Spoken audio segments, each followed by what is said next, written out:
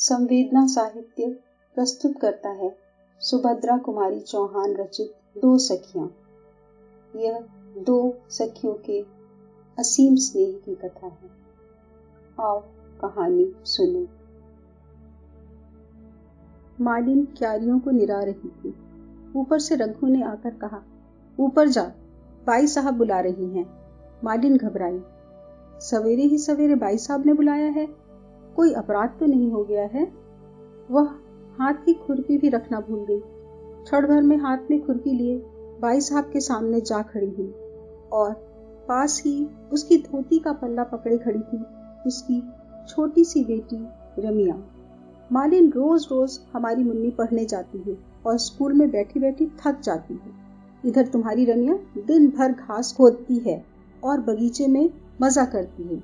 अब यह ना होगा, रमिया को भी पढ़ने जाना पड़ेगा। मालकिन का स्वर सुनते ही मालिन का भय जाता रहा। बोली, रमिया, वह तो आप ही की है बाई साहब, चाहे पढ़ने भेजो चाहे बगिया में काम कराओ, पर रमिया पढ़ने जाएगी तो मुन्नी रानी का बगीचा न सूख जाएगा। उसे कौन सींचेगा। किसी के बोलने के पहले ही मुन्नी बोल उठी, तो फिर हम भी बगीचा सींचेंगे। रमिया पढ़ने ना गई तो हम भी ना जाएंगे, चाहे कुछ भी हो। मालिन ने कहा, पर रमिया के पास पट्टी भी नहीं है, पुस्तक भी नहीं है, कौन देगा मुन्नी रानी। मुन्नी बोली, पट्टी और पुस्तक का बहाना मत करो मालिन, हम देंगे, पर रमिया पढ़ने नहीं जाती तो हम भी नहीं जाते। यह लो, कहती हुई पट्टी पुस्तक फेंक कर मुन्नी भागी। माँ ने उसे पकड़कर कहा, ठहर जा मुन्नी, रमिया भी जाएगी पढ़ने। पर मुन्नी तो किसी न किसी बहाने पढ़ने जाना ही नहीं चाहती थी। मालिन के हाथ से खुरपी लेती हुई बोली, माँ, रमिया कैसे जाएगी पढ़ने, उसके पास साफ कपड़े कहाँ हैं। मैं अब बगीचे में काम करने जाती हूँ। मुन्नी जीने से नीचे उतरने लगी। मुन्नी को आखिर पढ़ने के लिए जाना ही पड़ा। साथ में जबरदस्ती रमिया को भी जाना पड़ा। पट्टी पुस्तक घर से ही ढूंढ कर दे दी गई। मुन्नी का ही पुराना फ्रॉक पहनकर रमिया पहले दिन स्कूल गई। धीरे धीरे दोनों में खूब मेल हो गया। अब वे स्कूल जाने से घबराती न थी। दोनों साथ साथ स्कूल जाती, साथ लौटती और साथ साथ पढ़ती। अब मुन्नी को भी कोई शिकायत न थी कि वह मुफ्त में पढ़ने जाती है और रमिया दिन भर मजा करती है। दिन जाते देर नहीं लगती। देखते देखते लड़कियां बड़ी हो गई। जिस दिन से साथ साथ पढ़ने लगी, उनमें सद्भावों के साथ साथ गाढ़ी मैत्री भी हो गई। मुन्नी अपने किसी भी व्यवहार से यह न प्रकट होने देती कि रमिया उसकी आश्रिता मालिन की बेटी है। रात को रामी जरूर माँ के पास सोती थी, बाकी सारे समय मुन्नी उसे नीचे आने ही न देती थी। इसी साल दोनों ने मैट्रिक की परीक्षा दी है। मुन्नी के पिता मुन्नी के ब्याह की तैयारी में हैं, पर रामी की माता के सामने एक समस्या थी।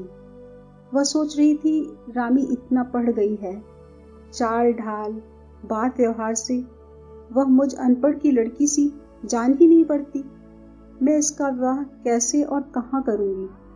फिर वह सोचती, नहीं, विवाह कोई बात नहीं, मेरी रामी स्कूल की मास्टर बनेगी और तब रामी मुझे यहाँ मालिन का काम न करने देगी, तो क्या मैं अपने इतने अच्छे मालिक को छोड़कर चली जाऊंगी।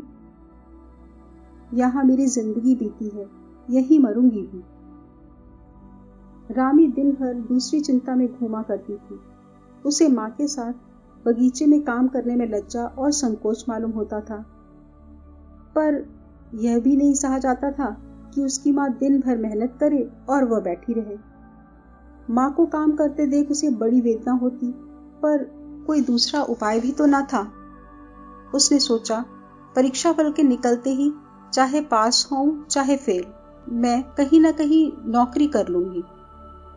15-20 रुपए ही मिलेंगे तो क्या हुआ, माँ को तो दिन भर की मजदूरी ना करनी पड़ेगी। माँ ने बहुत कष्ट उठाया है, अब वे बूढ़ी हो चली, अब उन्हें अधिक दिन कष्ट न सहने दूंगी। और इसी निश्चय के अनुसार उसने कई स्कूलों में प्रार्थना पत्र भी भेज दिए। मुन्नी की खिचड़ी अलग ही पक रही थी, उसे चिंता थी रामी के ब्याह की। वह सोच रही थी, हम दोनों साथ साथ पढ़ी और बड़ी हुई, साथ ही मैट्रिक की परीक्षा दी, और अब विवाह केवल मेरा हो रहा है। रामी का भी तो विवाह होना चाहिए। रामी का विवाह उसकी माँ के लिए न होगा, और फिर रामी को पढ़ा लिखा कर किसी अनपढ़ के गले से बांधना भी तो कितना बुरा होगा। पिता की लाडली मुन्नी अपने उन उठते हुए भावों को न दबा सकी। एक दिन पिता से बोली, बाबूजी, रामी को तुम्ही ने पढ़ाया लिखाया है, उसके विवाह की फिक्र भी तुम्ही को करनी पड़ेगी। अब उसका विवाह किसी गंवार से तो ना हो सकेगा। पिता ने आश्वासन के स्वर में कहा, इस विवाह के बाद रामी के ही विवाह का नंबर है। मैं लड़के की तलाश में हूँ। मुन्नी का भाई जगत, जो इधर 5 साल से विदेश में था, आज आ रहा है। मुन्नी के पिता लड़के को लेने पहले से बंबई पहुंच चुके हैं। शाम को गाड़ी आएगी। मुन्नी और रामी दोनों सखियां बड़ी लगन के साथ जगत सिंह का कमरा सजा रही हैं। मुन्नी बड़ी ही प्रसन्नचित्त और चंचल स्वभाव की लड़की थी।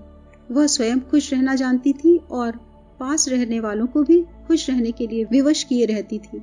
भाई की मेज पर एक सुंदर टेबल क्लॉथ बिछाते हुए मुन्नी बोली, देख रामी, मैंने तेरे विवाह के लिए भी पिताजी से कहा है।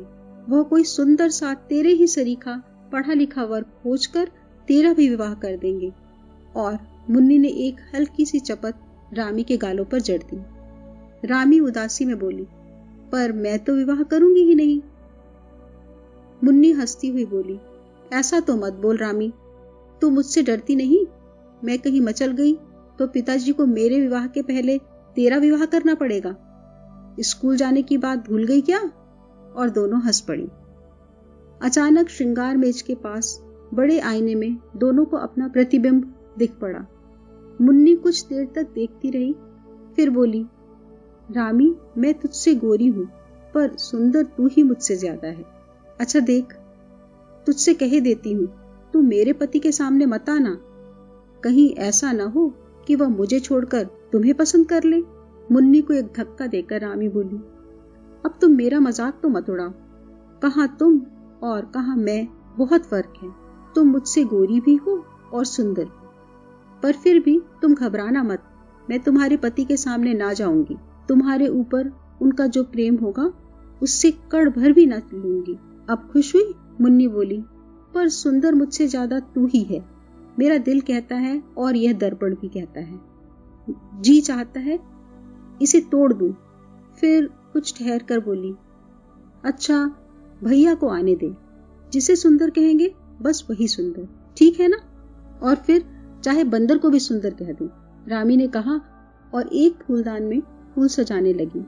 दोनों हाथ रामी की पीठ पर धम्म से पटकते हुए मुन्नी बोली, पर यहाँ बंदर कौन है, तू कि मैं? बोलना। रामी ने कहा, न तुम न मैं, पर कहीं वे किसी तीसरे को ही सुंदर बता दे तो? जगत सिंह को लेने उनके पिता, मुन्नी और बहुत से लोग स्टेशन पहुंच गए थे। घर आए। बहुत देर तक घर में चहल पहल मची रही। जगत कुछ अस्वस्थ था। सबसे विदा लेकर वह सोने के लिए अपने कमरे में आया। कपड़े उतारकर वह लेट गया। वह सचमुच थका हुआ था, किंतु एक ही मिनट के बाद आंधी के झोंके की तरह दोनों दरवाजों को फटाफट खोलती हुई पहुंची मुन्नी। एक हाथ से वह रामी को घसीटती हुई ला रही थी। वह बोली, भैया, सोने से पहले तुम्हें एक बात का फैसला करना है। सच सच कहना, मैं ज्यादा सुंदर हूं कि यह? जगत हंस पड़ा, बोला, मुन्नी, तू अभी तक मेरी बच्ची ही है। जा, मुझे सोने दे, मैं थक गया हूं। और वह करवट बदलकर सो गया। भैया, तुम अभी तक बड़े खराब हो, कहती हुई रूठकर मुन्नी चली गई। किंतु इसके बाद जगत सो न सका। उसके सामने रह रहकर शर्माई हुई रामी का चित्र आ जाता था। वह यही निर्णय न कर सकता था कि यह लड़की कौन है। विवाह में दूर दूर के बहुत से संबंधी रिश्तेदार आए होंगे।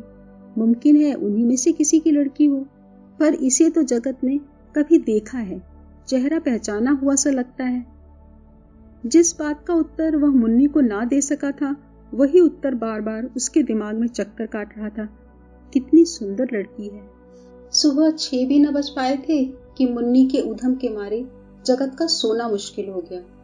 जगत उठकर बैठ गया। मुन्नी से बोला, मुन्नी जरा गंभीर बनो बहन, अब तेरी शादी होने वाली है। जगत की दृष्टि दरवाजे की ओर गई। 2 सुकुमार पैर दरवाजे की ओट में ठिठक गए थे। मुन्नी ने जैसे जगत की बात सुनी ही ना हो, बोली, भैया देखो, रामी अब तुमसे शर्माती है, आती नहीं अंदर। वह देखो वहां खड़ी है। और एक बार भैया, तुम्हें याद है ना, वह कितनी मछली कि तुमसे शादी करेगी। और फिर जब तुमने कहा कि तुमने शादी कर ली और इसे 2 पैसे दे दिए, तब कहीं यह मानी। मुन्नी एक सांस में यह सब कहकर हंस पड़ी। जगत चौंक पड़ा। तो यह रामी है। आओ रामी, अंदर आओ। वहां क्यों खड़ी हो, चाहो तो 2 पैसे और ले लो, कहकर वह हंस पड़ा। रामी लाज और संकोच में सिमटी हुई सी भीतर आई, पर वह खुलकर जगत से बातचीत न कर सकी। न जाने कहां की लज्जा ने उसकी जुबान पर ताले डाल दिए थे। वह चुपचाप खड़ी रही। जगत ने उससे बोलने की कोशिश बहुत की, पर उसका सिर नीचे से ऊपर ना उठा। जगत ने कहा, लो तुम मत बोलो, मैं तो जाता हूं। मुन्नी की समझ में न आया कि आखिर जगत भैया से रामी इतना क्यों शर्माती है। उसने रूठकर कहा, जाओ, तू बड़ी खराब है रामी, तूने मेरे जगत भैया का अपमान किया है। तू उनसे नहीं बोली, मैं भी तुमसे नहीं बोलूंगी। रानी ने नम्रता से कहा, नहीं बहन, मेरी अपमान करने की नीयत नहीं थी। तुमने छुटपन की ऐसी बात कह दी जिससे शर्म के मारे मैं मरी जा रही थी, फिर कैसे बोलती। और दोनों सखियों में उसी समय मेल भी हो गया। उसी दिन लड़कियों का रिजल्ट निकला। दोनों पास थी, मुन्नी 2nd डिवीजन में और रामी 1st में। मुन्नी ने इससे कुछ बुरा ना माना। वह रामी के पास आकर उससे लिपट कर बोली, देख रामी, तू सभी बातों में मुझसे बढ़ती है। मैं 2nd में पास हुई, तू 1st में। यह ठीक नहीं है, तुझे मेरे साथ साथ चलना चाहिए। रामी ने कहा, सभी बातों में नहीं बढ़ रही हूं, विवाह तुम्हारा ही पहले हो रहा है, कौन जाने तो इसमें भी मुझसे आगे न बढ़ जाए। कहती हुई मुन्नी भाग गई। रामी जगत के कमरे से फूलदान लेकर बाहर आ ही रही थी कि इतने में वह पहुंच गया। वह कई दिनों से रामी से एकांत में कुछ बात करना चाहता था। उसने रामी का हाथ पकड़कर अंदर खींच लिया। बोला, रामी ठहरो, मुझे तुमसे कुछ बातें करनी है। रामी घबरा गई। इधर उधर देखते हुए बोली, आप मेरा हाथ छोड़ दीजिए, कोई देख लेगा। जगत बोला, पर तुम ठहरोगी, जाओगी नहीं। रामी का स्वर कांप रहा था। वह बोली, ठहरूंगी, पर पहले आप मेरा हाथ छोड़ दीजिए। रामी का हाथ छोड़ जगत दरवाजे के पास रास्ता रोककर खड़ा हो गया और बोला, रामी, मेरे पास भूमिका बांधने का समय नहीं है, मैं तुमसे विवाह करना चाहता हूँ, तुम्हें स्वीकार है।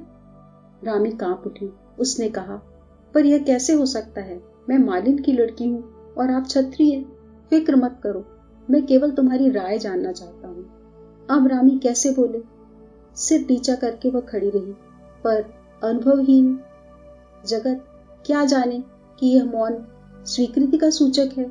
वह अधीर होकर बोला, रामी उत्तर दो, हाँ या ना, मैं तुम्हारे मुंह से सुनना चाहता हूँ। तुम खुशी से स्वीकार कर लोगी तो ठीक है, इनकार करोगी तो मैं तुम पर किसी प्रकार का दबाव ना डालूंगा। सच्चे आदमी की तरह मैं तुमसे पूछता हूँ, क्योंकि तुमसे विवाह करना चाहता हूँ, पर तुम्हारी अनुमति से, तुम्हारी इच्छा के विरुद्ध नहीं। रामी फिर चुप। जगत से ना रहा गया। उसने फिर रामी का हाथ पकड़ लिया और बोला, रामी, मेरा भविष्य तुम्हारे उत्तर पर निर्भर है। बोलो, तुम्हारी इच्छा के खिलाफ मैं तिल भर इधर उधर ना जाऊंगा। बोलो, तुम्हें स्वीकार है। मैं बहुत पहले ही स्वीकार कर चुकी हूँ। कहती हुई हाथ छुड़ाकर रामी भाग गई और सीधी जाकर अपनी माँ की खाट पर लेट गई।